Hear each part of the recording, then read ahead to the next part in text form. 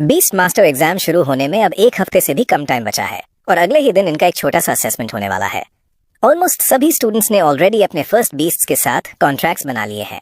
इसलिए टीचर ने उन्हें कहा कि वो उस दिन रेस्ट करें और अपनी प्रिपरेशन स्टार्ट करें। एग्जाम पास आ रहा है तो कुछ स्टूडेंट्स एक्चुअली काफी नर्वस हैं क्योंकि उनके पास जो एबिलिटीज हैं उनके साथ अप्रेंटिस बनना काफी मुश्किल है। एक ब्लॉन्ड लड़का जिसके बाल बिल्कुल स्पाइकी सुपर सायन जैसे हैं, वो एक अच्छे स्कूल में एडमिशन लेना चाहता है क्योंकि उसकी एबिलिटीज एवरेज से ऊपर है। वही उसके बगल में बैठा लड़का उतना कॉन्फिडेंट नहीं है और उसे लगता है कि वो बस एक रेगुलर इंसान बन के रह जाएगा। और जो हमारा प्रोटैगनिस्ट लग रहा है वो इन सब चीजों के बारे में सोच रहा है।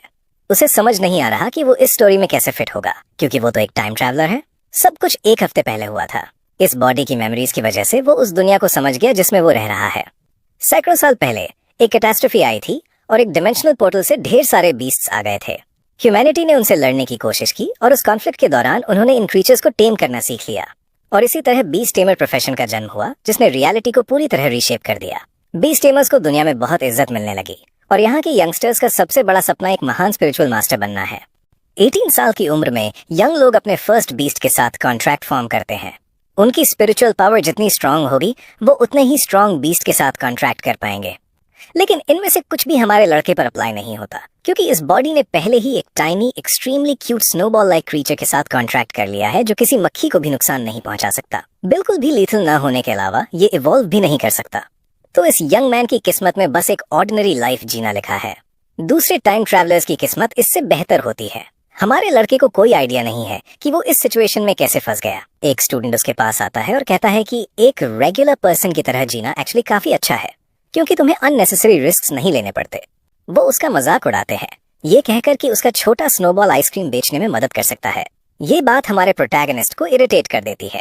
लगता है इस सिचुएशन ने उस सिस्टम को एक्टिवेट कर दिया जो उसके साथ आया था और वो कंफ्यूज्ड फील करता है ये सोचते हुए कि सिस्टम ने लोड होने में इतना टाइम क्यों लगाया। अब वो सेलिब्रेट करने लगता है क्योंकि ये उसकी लाइफ पूरी तरह बदलने वाला है। सबसे पहली चीज जो वो करता है वो है अपना स्टेटस विंडो चेक करना। जब भी वो कुछ अचीव करता है उसे रिवॉर्ड्स मिलते हैं। वो स्नोबॉल के स्टैट्स भी चेक करता है। जब ये 100% ग्रोथ तक पहुंचेगा स्नोबॉल इवॉल्व हो जाएगा जो कि सच में इंटरेस्टिंग है क्योंकि उसे लगा था कि इसके लिए एवोल्यूशन इम्पॉसिबल है। पहला एवोल्यूशन पाथ जो वो चूज कर सकता है वो है जायंट पाथ जो फिजिकल कॉम्बैट और आइस एलिमेंट मास्टरी पे फोकस्ड है और रैंक 5 तक जा सकता है। दूसरा पाथ है क्वीन पाथ जो पूरी तरह आइस मास्टरी पर फोकस्ड है और ये किंग रैंक तक पहुंच सकता है। वो सोच रहा है कि क्या ये कोई सीक्रेट एवोल्यूशन रूट है। ऐसा लगता है कि उसे आइसक्रीम बेचने के लिए ठेला लगाने की जरूरत नहीं पड़ेगी क्योंकि क्वीन पाथ हायर लेवल्स तक जा सकता है तो वो वही चूज करेगा। वो अपने क्रीचर को इवॉल्व करने में मदद करने के लिए कुछ अचीवमेंट पॉइंट्स यूज करने का डिसाइड करता है। फिलहाल वो 100 पॉइंट्स यूज करके सिर्फ एक रिवॉर्ड क्लेम कर सकता है स्नोबॉल को स्ट्रेंथन करने के लिए। उसकी तरफ हाथ दिखाते हुए प्रोसेस फाइनली शुरू होता है। धीरे धीरे स्नोबॉल स्ट्रांग होने लगता है। वो सक्सीड हो जाता है। स्नोबॉल अब स्टेज 2 पर है जिससे वो काफी एक्साइटेड हो जाता है। फिर भी उस छोटे क्रीचर में ज्यादा कुछ नहीं बदला है। उसे अभी भी आइस एसेंस और जेड स्पिरिट चाहिए। पहले आइटम के 20 यूनिट्स और दूसरे का बस 1। कोई इमेजिन भी नहीं कर सकता कि वो मटेरियल्स स्नोबॉल को इवॉल्व कर देंगे। अब उसे वो मटेरियल्स खरीदने के लिए कुछ पैसे कमाने होंगे और कुछ लड़के उसका मजाक उड़ाते हैं। हमारा प्रोटैगनिस्ट स्नोबॉल से कहता है कि उनके कमेंट्स की चिंता मत करो क्योंकि जब टेस्ट का टाइम आएगा वो अच्छा परफॉर्म करेंगे। ऐसा लगता है कि जो लड़का हमारे गाय का मजाक उड़ा रहा था वो इनक्रेडिबली जेलस है और उसे इग्नोर किया जाना पसंद नहीं आया।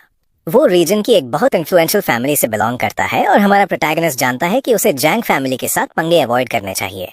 वो जेलस लड़का कहता है कि उन्हें जल्द ही पता चल जाएगा कि असली कचरा कौन है। उन शब्दों ने एक अनएक्सपेक्टेड रिएक्शन ट्रिगर कर दिया। वो जेलस लड़का और उसके फ्रेंड्स और भी ज्यादा मजाक उड़ाने लगे, कन्विंस कि हमारे प्रोटैगनिस्ट के लिए कुछ भी इम्पॉसिबल है। उस ह्यूमिलिएशन सेशन के बाद एक ब्लॉन्ड लड़की जैंग को डांटने के लिए आती है। उसका नाम गुआन है और वो लड़के कहते हैं कि वो किसी ऐसे से नहीं डरते जिसे वो ट्रैश मानते हैं, जैसे कि हमारा गाय। हमारा लड़का वहां से निकल जाता है। इडियट्स के साथ बहस करने का कोई फायदा नहीं है। उसे कुछ आइटम्स खरीदने के लिए पेट स्टोर जाना है और वो लड़की अगर चाहे तो उसके साथ आ सकती है। हमारे लड़के को जल्दी ही रियलाइज होता है कि ये आइटम सच में बहुत एक्सपेंसिव है।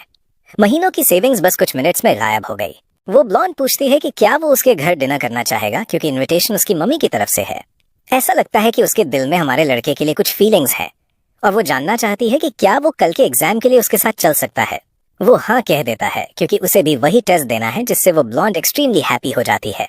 वो गुड बाय कहते हैं लेकिन वो अगले दिन के लिए साफ तौर पर एक्साइटेड है। अपने घर के अंदर हमारे लड़के को रियलाइज होता है कि स्नोबॉल का एवोल्यूशन एक बहुत एक्सपेंसिव प्रोसेस होने वाला है। वो इमीडिएटली आइटम्स अब्सॉर्ब होने के लिए दे देता है। प्रोसेस तेजी से होता है और स्नोबॉल की बॉडी ग्रो करने लगती है। फिर एक ब्राइट लाइट उसे पूरी तरह अंधा कर देती है। स्नोबॉल का फॉर्म बदलने लगता है और उसकी सरप्राइज के लिए स्नोबॉल के पास अब एक ह्यूमन बॉडी है। वो रैंक 2 आइस क्रिस्टल स्पिरिट के साथ एक छोटी लड़की बन गई है। इस बार ये क्रीचर अटैक कर सकता है। हमारा लड़का इस आउटकम से बहुत खुश है क्योंकि अब वो एक्चुअली एग्जाम पास कर सकता है। वो अभी भी हैरान है कि स्नोबॉल ने एक पूरा लेवल जंप कर लिया। स्टूडेंट्स के बीच एवरेज ये होता है कि उनके क्रीचर्स फर्स्ट लेवल के स्टेज 5 में होते हैं, जो इसे और भी इम्प्रेसिव बनाता है। सिर्फ स्नोबॉल के पास खड़े होकर ही वो उस ठंड को फील कर सकता है जो वो एमिट करती है। उसकी ताकत डेफिनेटली उम्मीद से ज्यादा बढ़ गई है। अगर सिस्टम ने ये रिवील न किया होता कि स्नोबॉल को क्या चाहिए, तो कोई भी कभी इतने महंगे मटेरियल्स इतने वीक क्रीचर पर खर्च नहीं करता। उसने जो किया वो सही गैम्बल था। स्पिरिचुअल क्रिस्टल्स पेट की स्पिरिचुअल पावर बढ़ाते हैं, जबकि स्ट्रेंथ क्रिस्टल यूजर की पावर बढ़ाता है। हमारा लड़का इमीडिएटली इंग्रेडिएंट्स अपने मुंह में डाल लेता है। कुछ ही सेकंड्स में ट्रांसफॉर्मेशन शुरू हो जाती है। अब वो पावर फील करता है जो उसके पास पहले कभी नहीं थी। उसकी फिजिकल और स्पिरिचुअल स्ट्रेंथ बढ़ रही है। उसे अब उतनी ठंड नहीं लग रही।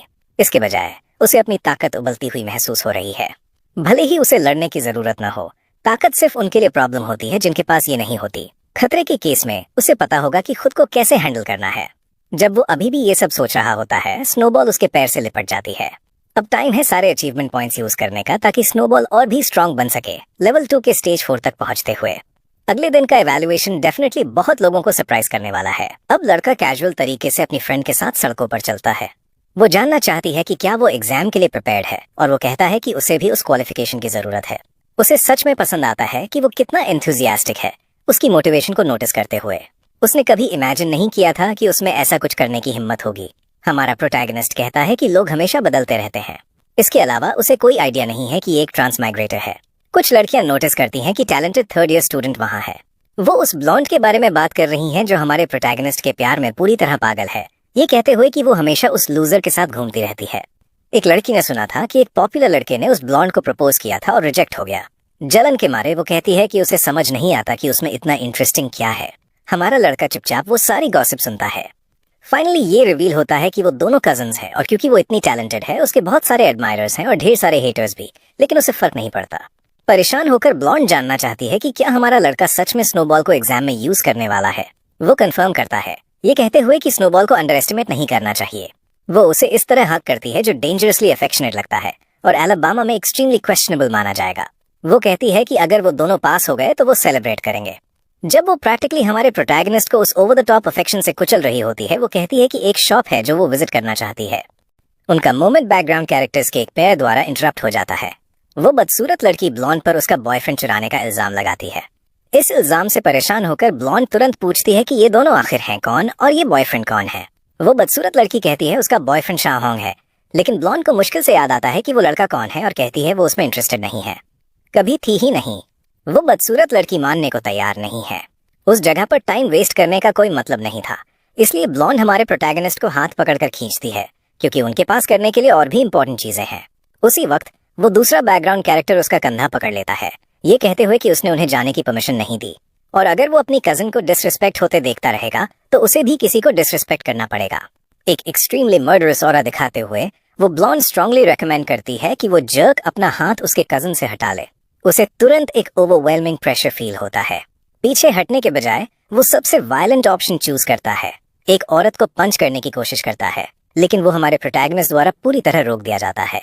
कुछ ऐसा जो उसकी कजिन एक्सपेक्ट नहीं कर रही थी। वो बदसूरत लड़की अपनी कजिन से कहती है कि मस्ती करना बंद करो, क्योंकि सब जानते हैं कि वो लड़का एक लूजर है।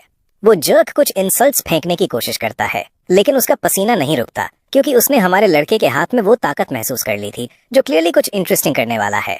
वो ब्रूटल फोर्स के साथ उस आदमी के पेट में मुक्का मारता है। वो जर्क एक कचरे की थैली की तरह हवा में उड़ता है, जिससे वो बदसूरत लड़की शॉक हो जाती है। जब वो आदमी खड़े होने की कोशिश करता है, हमारा लड़का उसकी तरफ चलता है। वो कहता है कि वो उस ब्लॉन्ड का कजिन है, और अगर वो जर्क उसके साथ कुछ भी करना चाहता है तो उसे पहले इससे निपटना होगा। उसी वक्त वो बैकग्राउंड कैरेक्टर थोड़ा थोड़ा करके अपनी पैंट गीली करने लगता है, और हमारे प्रोटैगनिस्ट की कजिन उस शो ऑफ स्ट्रेंथ से स्टन रह जाती है। वो इतना इंटेंस था कि उसकी पूरी बॉडी ने रिएक्ट किया। हमारे लड़के ने भी एक्सपेक्ट नहीं किया था कि वो उन आइटम्स को यूज करने के बाद इतना स्ट्रांग हो जाएगा, और क्योंकि ह्यूमिलिएशन सेशन काफी नहीं था, वो ब्लॉन्ड जर्क अटैक करने का डिसाइड करता है। इस बार वो अपनी स्पिरिचुअल एनर्जी यूज करने वाला है। वो उन सब के सामने नीली आग जैसा ग्लो मैनिफेस्ट करता है। लेकिन ध्यान से देखने पर न तो हमारा प्रोटैगनिस्ट और न ही उसकी कजन इम्प्रेस लगते हैं। उनके सामने एक गोस्ट वुल्फ खड़ा है जो अभी भी सिर्फ रैंक 2 का है। अपने वुल्फ की